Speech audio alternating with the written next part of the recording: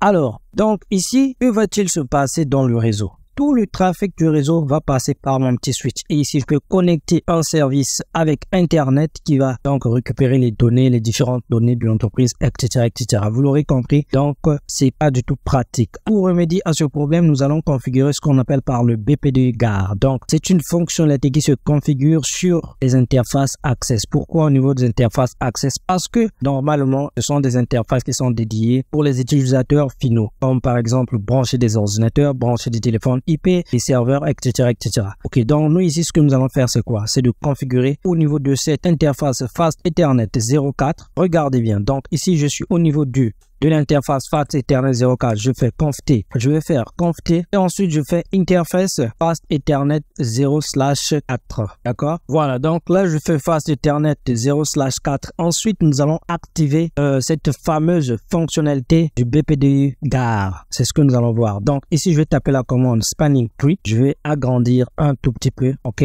Donc ici nous allons activer, nous allons dire spanning tree BPDU GAR. BPDU, voilà. BPDU GAR, ok, enable. Et je clique sur entrée. Regardez ce qui va se passer. Donc là, je vais faire WR pour sauvegarder la configuration. Ensuite, donc là, je sors. Je l'ai activé sur quelle interface? L'interface Fast Ethernet 0/4, bien effectivement. Donc, ce qu'on va faire, c'est quoi? C'est de débrancher ce switch et de rebrancher sur la même interface et nous allons voir ce qui va se passer. Regardez bien, l'interface est automatiquement en mode down. L'interface a été désactivée. Pourquoi? Parce que actuellement, cette interface est seulement dédiée pour brancher des PC. Maintenant, si je prends la même interface, donc ici, j'ai branché ce PC, il passe en mode down. Pour l'activer, ce que nous allons faire, c'est quoi? C'est de venir ici. Donc, je vais accéder au niveau de cette interface avec la commande conft. Qu'est-ce que je mets? Conft. OK, configure terminal. Ensuite, nous allons accéder au niveau de cette interface Fast Ethernet 04. Si je dis par exemple no shutdown, regardez bien.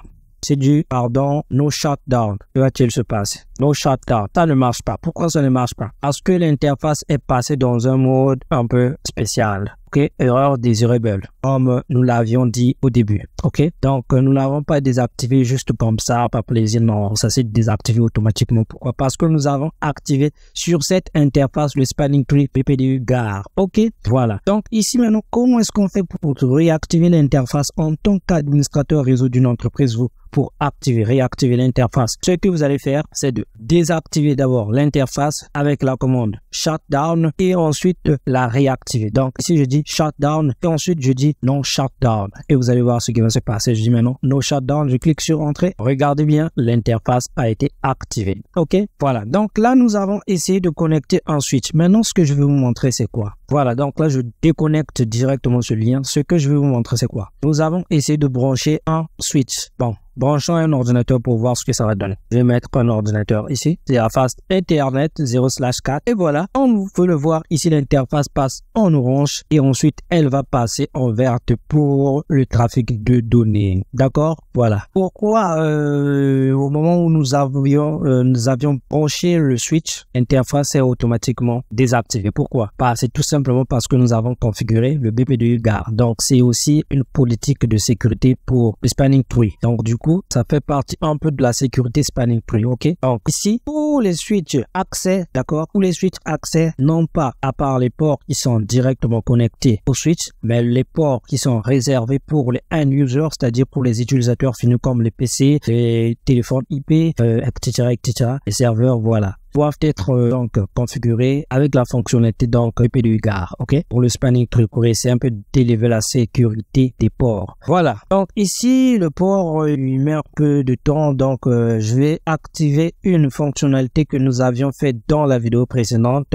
ce qu'on appelait par le port fast. Donc ce que je vais faire c'est d'accéder au niveau de cette interface. Donc là je suis déjà sur le port Fast Ethernet 04 et donc je vais activer port fast avec spanning tree port fast. Je clique là, voilà. Automatiquement, l'interface est passée en vert. Donc, c'est pour éviter un peu de perdre le temps. Vous voyez, avec un ordinateur, on arrive à se connecter directement au niveau de ce port. Mais si je prends par exemple ce lien, le même lien, j'emmène sur le switch, que va-t-il se passer? Automatiquement, l'interface passe en erreur désirable. Ok, voilà. Donc, en gros, l'utilisateur ne peut plus venir brancher des ordinateurs comme ça. Non, non, non. C'est pas autorisé du tout. Bon, en gros, j'espère que vous l'avez compris. Bon, j'espère que cette vidéo vous a plu. N'oubliez pas de vous abonner à la chaîne, d'activer la cloche de notification. C'était sur la chaîne CP Farm Tech. On se retrouve à la prochaine.